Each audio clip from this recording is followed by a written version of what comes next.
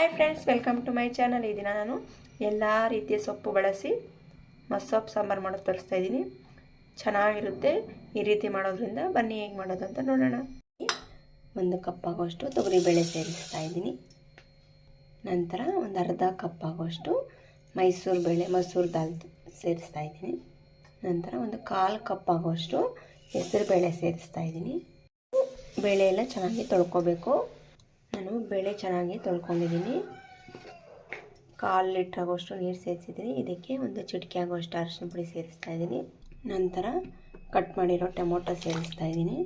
ನಾನಿಲ್ಲಿ 2 ಟೊಮೊಟೊನ ಸಣ್ಣದಾಗಿ ಕಟ್ ಮಾಡಿ ಸೇರಿಸ್ಕೊಂಡಿದ್ದೀನಿ. 1 ಸ್ಪೂನ್ ಆಗೋಷ್ಟು ಎಣ್ಣೆ ಸೇರಿಸ್ತಾ ಇದ್ದೀನಿ. ಮುಚ್ಚಳ ಮುಚ್ಚಿ 2 ವಿಸಲ್ ಕೂಗಿಸ್ಕೋಬೇಕು ಬೇಳೆನ. ಬೇಳೆ ಚೆನ್ನಾಗಿ ಬೆಂದಿದೆ. ಈಗ ಇದಕ್ಕೆ ಸೊಪ್ಪು ಮಿಕ್ಸ್ ಮಾಡೋಣ.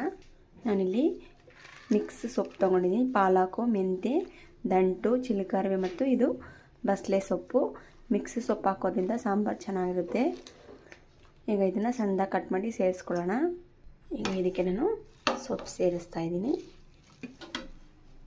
ಸಣ್ಣದಾಗಿ ಕಟ್ ಮಾಡಿಕೊಂಡು ಸೇರಿಸ್ಕೋಬೇಕು. ನಂತರ ಇದಕ್ಕೆ ನಾನು 1 ಈರುಳ್ಳಿ ಸೇರಿಸ್ತಾ ಇದ್ದೀನಿ.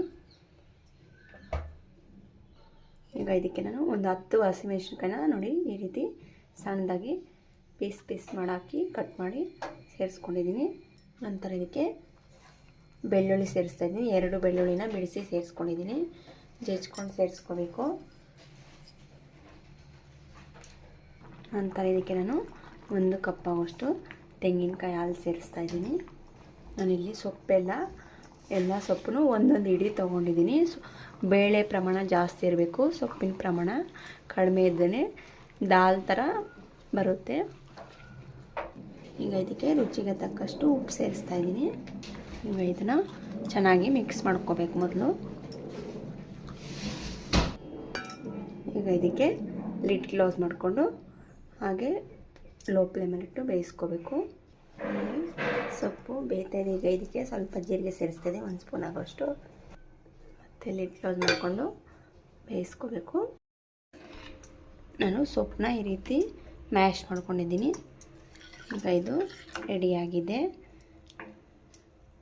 ಸೊಪ್ಪು ಮಸಿಯೋದಿದ್ರೂ ಮಾಡ್ಕೊಬೋದು. ನಾನು ಸೌಟಲ್ಲೇ ಈ ರೀತಿ ಮಿಕ್ಸ್ ಮಾಡ್ಕೊಂಡಿದ್ದೀನಿ ನೋಡಿ. ಈ ರೀತಿ ಮಿಕ್ಸ್ ಮಾಡ್ತಾ ಹೋದರೆ ಅದು ಮ್ಯಾಶ್ ಆಗಿಬಿಡುತ್ತೆ ಸೊಪ್ಪೆಲ್ಲ. ಈಗ ಇದಕ್ಕೆ ಒಗ್ಗರಣೆ ಕೊಡೋಣ. ನಾನಿಲ್ಲಿ 1 ಸ್ಪೂನ್ ಆಗೋಷ್ಟು ಬಟರ್ ಸೇರಿಸ್ತಾ ಇದ್ದೀನಿ. ಬೆಣ್ಣೆ ತೊಗೊಂಡಿದ್ದೀನಿ. ನಂತರ ಸಾಸಿವೆ ಸೇರಿಸ್ತಾ ಇದ್ದೀನಿ. ನಂತರ ಇದಕ್ಕೆ ಕರಿಬೇವು ಸೇರಿಸ್ತಾ ಇದ್ದೀನಿ. 1 ಬ್ಯಾಡಗೆ ಮೆಣಸಿನ್ಕಾಯಿ, ಅದೇ ರೀತಿ 2 ಒಣಮೆಣಸಿನ್ಕಾಯಿನ ಪೀಸ್ ಮಾಡಿ ಹಾಕ್ಕೊಂಡಿದ್ದೀನಿ. ಇದು ಬೆಣ್ಣೆ ಇಲ್ಲ ಅಂದರೆ ನೀವು ಎಣ್ಣೆ ಬೇಕಾದರೆ ಸೇರಿಸ್ಕೋಬೋದು. ಸಾಂಬಾರು ಚೆನ್ನಾಗಿ ಕುದೀತಾ ಇದೆ. ಈಗ ಇದಕ್ಕೆ ಒಗ್ಗರಣೆ ಸೇರಿಸ್ತಾ ಇದ್ದೀನಿ ನೋಡಿ. ತುಂಬ ಚೆನ್ನಾಗಿರುತ್ತೆ ಈ ರೀತಿ ಮಾಡೋದ್ರಿಂದ. ಈಗ ಇದೇ ರೆಡಿಯಾಗಿದೆ. ಅನ್ನದ ಜೊತೆ ಮುದ್ದೆಗೆ ತುಂಬಾ ಚೆನ್ನಾಗಿರುತ್ತೆ. ನಾವು ಒಂದೇ ಸೊಪ್ಪಿಗಿಂತ ಮಿಕ್ಸ್ ಸೊಪ್ಪು ಹಾಕಿ ಮಾಡೋದ್ರಿಂದ ಸಾಂಬಾರು ರುಚಿ ಅಂತೂ ತುಂಬ ಚೆನ್ನಾಗಿರುತ್ತೆ. ನಾನು ಅನ್ನದ ಜೊತೆ ಸರ್ವ್ ಮಾಡಿದ್ದೀನಿ. ನೀವು ಸಹ ಇದೇ ರೀತಿ ಟ್ರೈ ಮಾಡಿ. ನೀವು ಹೇಗೆ ಮಾಡಿದ್ದೀರ ಅಂತ ಕಾಮೆಂಟ್ ಮಾಡಿ. ಓಕೆ, ನನ್ನ ವಿಡಿಯೋಗೆ ಒಂದು ಲೈಕ್ ಮಾಡಿ, ನನ್ನ ಚಾನಲ್ನ ಮಿಸ್ ಮಾಡಿದ್ರೆ ಸಬ್ಸ್ಕ್ರೈಬ್ ಮಾಡ್ಕೊಳ್ಳಿ. Thank you friends.